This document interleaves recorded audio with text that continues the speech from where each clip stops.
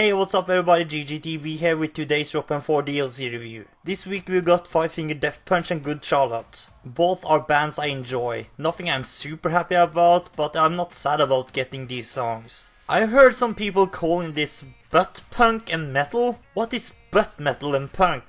Like, from hearing the name butt metal, it kinda sounds like the artists would play the instruments with their butts. Or is that just me? I don't know, it doesn't make much sense to me. I guess that's just what people who dislike something would call it. Could you tell me what butt metal is? But anyway, are these songs any fun to play? Let's find out. Our first song is Lifestyle of the Rich and Famous by Good Charlotte. And I don't know if this is using the masters or not. I tried to listen when I didn't use my guitar to hear if it's using the masters or not. But it didn't sound any different. Normally if they're not using the masters, it would sound like the sound of the guitar is drowning in the water or something. But I didn't really hear any difference. So could you tell me in the comments if this is actually using the masters or not? If you are, thank you. Anyway, on drums this song is pretty good, but it's also pretty repetitive. The main verse is the same fast 2-hit beat on a hi-hat, with pedaling on each hit. Yeah, people who are not used to this much pedaling will probably choke here, but for me it was pretty fun. The second part of the verses are a 2-hit beat on the blue ride cymbal in the same tempo, but this part relaxes the pedaling a little bit. But it's still pretty fun though. The chorus is pretty much the same as the verses, just with extra hits on the snare sometimes. There's also fills that are mainly only snare hits and rolls. Yeah, you might see how this is rather repetitive, but after the second chorus you will get this really fun beat on the hi-hat that changes a lot, and also have a lot of extra hits on the snare between the hi-hat hits. After that you get a slow 2-hit beat on the green cymbal, which turns into the same chorus beat just on the green cymbal. The first part of this song is pretty repetitive but also very fun. Luckily the second part of it changes things up, while still being super fun. I give the drums chart a 7.5 out of 10.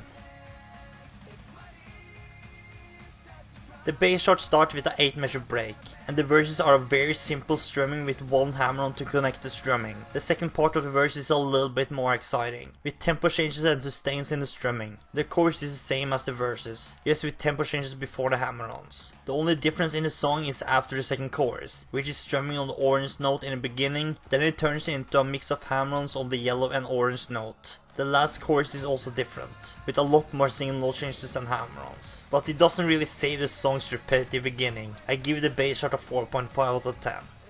The guitar chart is not as repetitive. The first part of the verses is just 2 3-finger chords then break, then 2 different 3-finger chords, then repeat until the second part of the verse starts. The second part of the verses is super fun though, with a mix of chords, single note changes, hammer-ons and sustains. This part kinda saved the song a little bit for me. The chorus is chord strumming with tempo changes right before the new chord starts. I found it hard to not enjoy the chorus though, since it's super catchy, and it kinda moves your hips for you for some reason. The second part of the second verse also have some differences, which is more strumming with tempo changes that was also pretty fun. After the second chorus you get some fun hammer-on, single note changes and strumming with tempo changes, before a different chorus with some chord tempo changes and sustains. Overall this song is pretty darn fun on guitar. The first part of the verses are rather boring though, and that's why I give the guitar chart a 6.5 out of 10. Overall this song is pretty great on drums, very good on guitar and just below average on bass. I can recommend this song if you are a guitar player or drummer. I give Lifestyles of the Rich and Famous by Good Charlotte a total score of a solid 6.2 out of 10.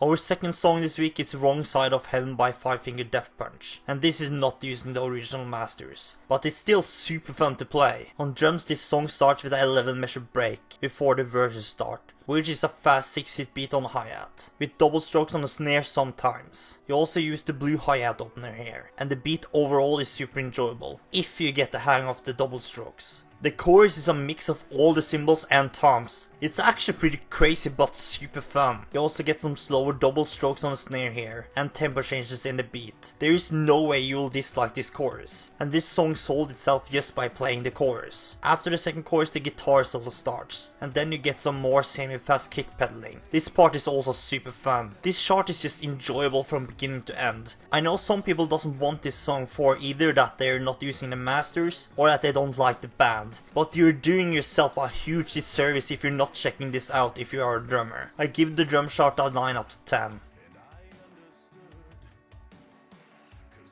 The bass chart starts with a 40 measure break, and it got another 17 measure break before the last chorus. Yeah, I would tear this shot a new asshole if the rest of the shot wasn't so fun to play. The chorus is a mix of strumming, singles, changes, sustains and hammer-ons. The verses are more strumming with tempo changes and sustains, and some of the sustains are a little bit long, but for the most part they are short, and both the verses and chorus is pretty enjoyable. In the guitar solo you get different strumming with tempo changes and sustains, with some single note chord changes. Overall the bass shot is not repetitive at all, well except for the 2 breaks of course, and that is the only reason I can't give this song any higher score than a 5.5 out of 10, which is a shame, but if you can ignore the breaks it's still pretty darn fun.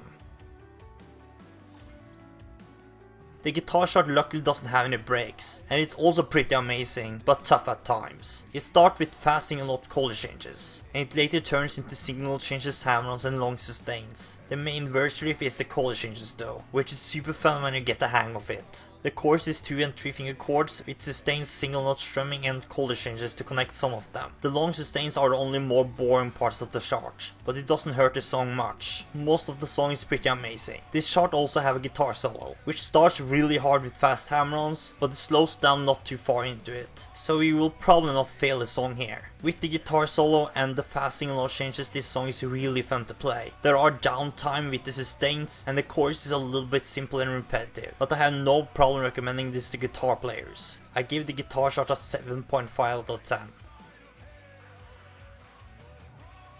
This song is pretty great on all the instruments. Just too bad the bass shot had those long breaks. If it wasn't for that, this song would be a must buy, but it's still very good. That's why I'm giving Wrong Side of Heaven by 5 Finger Death Punch a total score of a very good 7.3 out of 10.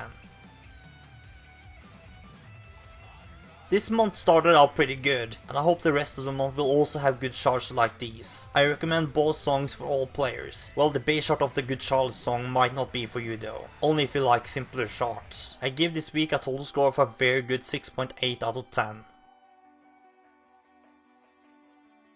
But before I end this video, I wanna say something. I'm going to be in the hospital from the 12th of next week to the 22nd of this month. I will be home in the weekends, I think, so the reviews next week and the next week after that will be delayed. I won't go into specifics about why I'm being hospitalized, but don't worry, it's nothing life-threatening or serious. I will pretty much get a full checkup in one of the leading hospitals in Norway. How can I afford that?